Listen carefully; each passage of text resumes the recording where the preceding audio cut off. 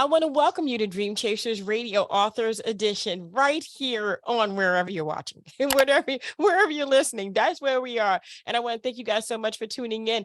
Man, we have a mountain man today, a mountain guy, a guy off grid. I mean, like the guy that you see in the movies that he fights these. Never mind. I'm not going to say this because I love those kind of movies too. So I'm looking at him going, this is the perfect guy for this whole job. And he writes only during one season of the year because he's busy all the other seasons, which is kind of understandable. I mean, you got to get yourself ready for the winter, right? So I want to welcome Tall Paul to the show. Welcome to the show. Thank you. Thank you. I'm glad to be here. I'm glad you're here. Now, did I describe you perfectly or did I just leave out some stuff? No, I think that's pretty much it. I live a pretty simple life. I live up here in the mountains off grid with my two dogs, a golden retriever and a black lab. And that's it. I get company every once in a while. I once went 40 days without seeing another human being. And yes, I make very few trips to the grocery store. So yeah, it's absolutely mountain man lifestyle up here. Wow. So I'm going to ask you a couple of questions. Where did you get the name Tall Paul from? You know what? I joke about that because it was given to me a long, long time ago. And I tell people that the euphonic cognomen is not derived from stature, but from character. Okay. I gotcha. I like that. So I'm Skinny Yaya. Yeah, there you go. Oh my goodness. This is great though. I love this. So why did you decide, or did you ever decide, was it something that you kind of inherited or you moved out that way and this is what you wanted for your life? I've always wanted to be a mountain man ever since I was a young child. And I loved reading the stories. I watched the TV show Grizzly Adams as a young child. That's an old show. You wouldn't remember it. But anyway, then just as right after I graduated from high school, the movie about Jeremiah Johnson came out with Robert Redford. And I said, you know what? I'm just going to do it. And here I am. Yep. And so how long have you been a mountain man? I've been a mountain man now for 16 years. Wow. Any children during that time? I mean, what was your life like during that time? You said you've gone one time 40 days without any human interaction. I mean, yes, I had three boys that I raised as a single parent, and I raised them in South Dakota. And once they went off to college, and then I bought this place over here in Colorado and moved up here. Wow. What do they say about your life as the mountain man? Well, I have one son who raises bucking bulls down in Oklahoma. He's not too happy about the fact that I don't come visit very often, and he has the only grandchild that I have. But I have one son who lives in South Dakota, and he comes and hunts with me every fall. And then my youngest son, his ashes are on the mountain that are up behind my cabin. I lost him to cancer back in 2006. I'm sorry to hear that. Yeah. Sorry to hear. I was actually working on his book when I got the idea for delayed departure and had to put delayed departure on hold until I finished the book about my son. Wow. Well, everybody has a life and no one knows when it's going to be over. That's exactly right. You just have to live it. And unfortunately, some, parents, and you and I are in the same boat, lose their children before they lose themselves. It's not a natural way of order, but it does happen. So yeah, I'm sorry about that. So, but you do have two other children and you do have your book, Delayed Departure. Tell us about this whole, and why is it named Delayed Departure? Well, a lot of times I won't explain that to people because I tell them you have to read the book to figure out why the name. but because it gives it away, but not till the end. Okay. But anyway, so I'd kind of ruin it if I told you Don't why. tell me. But yeah, you No. just have to read the book. But as I just told you, I was in the middle of writing the book about my son Shane. It's called Nothing But Try, the Shane Drury story. I'll put a little plug in here for the book. And anyway, I was an investigator and a paralegal that worked for several high-ranked attorneys in the Boulder, Colorado area. And so one day, the one attorney I worked for wore casual clothes to work all the time. He was not a suit and tie guy. And he come in wearing this T-shirt, and it had on it a Frederick Remington pen and ink drawing that's in the Phoenix Museum down in Phoenix, Arizona. Mhm. And I said to him, I said, Bob, you have two choices. I said, you can either take off that shirt and make me copies of that picture on the photocopier, or you can lay on the photocopier. I don't care which one you do, but I have to have a copy of that shirt because it just gave me an idea for another book. And at first he thought I was joking. And then when he realized that, no, I was dead serious and we weren't going to get any business done until he did what I asked, he went ahead and took his shirt off and made me a couple photocopies. And so I kept them for a couple years till I got Shane's book finished. And then I immediately started. Actually, I started a little bit at the same time. It's kind of tough writing two books at the same time, but I would keep getting ideas. So I would make notes, and I would just put notes in my computer because I knew where I wanted to go with the story. I just wasn't sure how I was going to get there. Right. And yeah, I instantly had the idea for the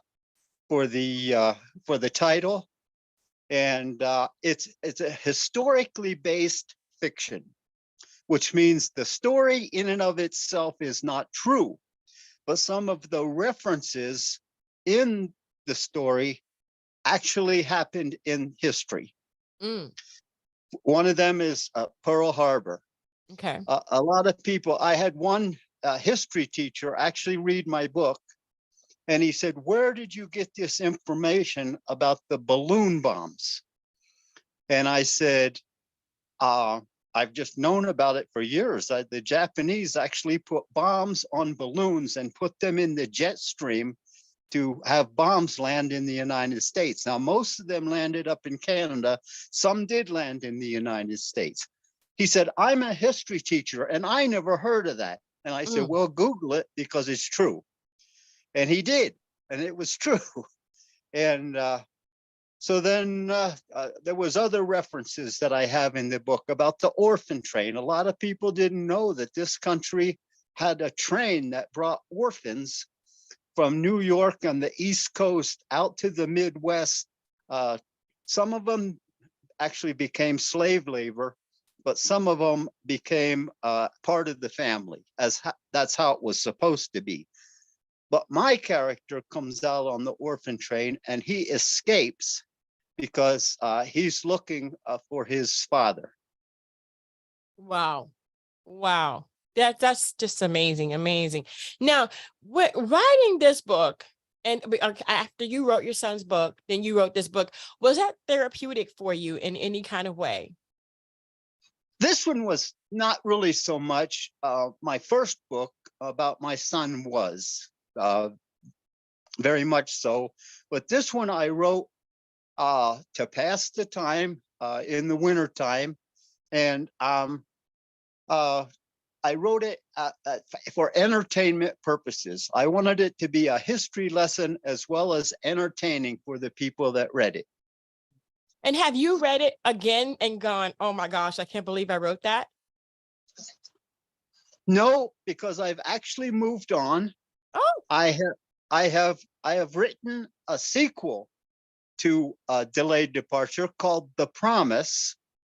And then I have written the third book in the trilogy, which is called The Curse, that just went live this week on Amazon. Well, congratulations. Yeah, so it's actually a trilogy. It's Delayed Departure, The Promise, and The Curse. Oh my gosh. Yeah. Congratulations. Wow. So So you've been busy. I keep busy. Yes. Wow. And that is wonderful. That is wonderful. So, these books here that you have, and the summary of it all is this young man and his journey. Am I correct? Yes. Delayed Departure is really about it's about two brothers that went to World War I, Mm, of only of which one brother comes back. mm. But the brother who doesn't come back fathered a child over in Europe somewhere during the war. And this child's mother brings him to New York for to go to Wyoming to find his father. But she gets sick and dies. And that's how come he gets on the orphan train, is because Oh, she drops him off at an orphanage.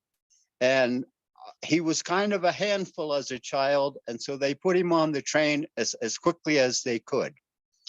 But he knew he had to get to Wyoming. And so when the train pulled in at Cheyenne for a refuel stop or whatever, he sneaks off the train and goes looking for his father. So wow. it's about him.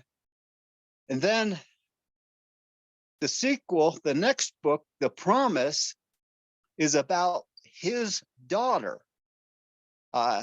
He gets called back into the military, which is unbelievable considering everything he had gone through. But he disappears. And so his daughter goes looking for him and actually finds her grandfather, who everyone thought had gotten killed in the war. Oh my gosh. And there's a special way, I'm not going to tell you, Don't there's a tell me. special way that her grandfather recognized her. Oh, wow. So anyway, so then the third book is about her children inheriting the ranch, and the government tried to do a big land grab on them because they discovered a uranium mine on Mm, the property. And so it's quite an interesting trilogy. wow. Wow. That is so cool. That is so cool. And you had all this time to write because winter didn't stop this year. Winter didn't stop this year. I got the third book finished pretty quick, but I have told everyone, because I have like 5,000 people on Facebook that follow me. And I said, that's it. There's not going to be a fourth book. I'm moving on now to something different. Mm, that is so cool. So, I mean, how has writing changed your life? Writing is something that I always wanted to do. And I didn't get a whole lot of support from my family. I mean, there was 6 of us kids, and my mom was a stay-at-home mom, and my dad basically brought the paycheck home, which was never enough. But we got by. We lived good. But anyway, so there was no way to support any of my ambitions as a child. So I had to wait and grow up and do it all on my own. And a lot of times I sit up here in the winter time and have a little sip of whiskey and wonder what my father would think about my success as a writer. Mm. And what would he think? What's that? And what do you think he would think? You know, I think he would be very pleased, is what I think. He got to meet all 3 of my boys before he passed away, and he was pretty happy with them. He would come out and go hunting with me, and at that time the boys were old enough to all hunt, so it'd be the 5 of us together on a hunting trip. And so, yeah, he got to interact with them quite well. That is so cool. That is so cool. Congratulations on that. I mean, not many people can say that. Not Yeah, many people can say that. Wow, thank you. wow. So your book is live now, your third one, and you're moving on, but where can people find these books? Amazon has them all. Amazon, if you go in and punch in the title and say like Delayed Departure by Tall Paul, it immediately pops up. Awesome. Awesome. That's the best, that's the easiest way to find it. If you just put in Delayed Departure, like 100 books pop up, but they're not all Delayed Departure. And they're not all Tall Paul. No, definitely not all Tall Paul. Well, I want to thank you, Tall Paul, for being on the show and for sharing your knowledge and your story with us. It is just, it's beautiful. Thank you so much. Well, thank you for having me. Anytime, anytime. When after the winter, you can have another book. Okay. Well, I got one in the works. It's going to be a murder mystery this time. I already started it because I had lots of winter this year.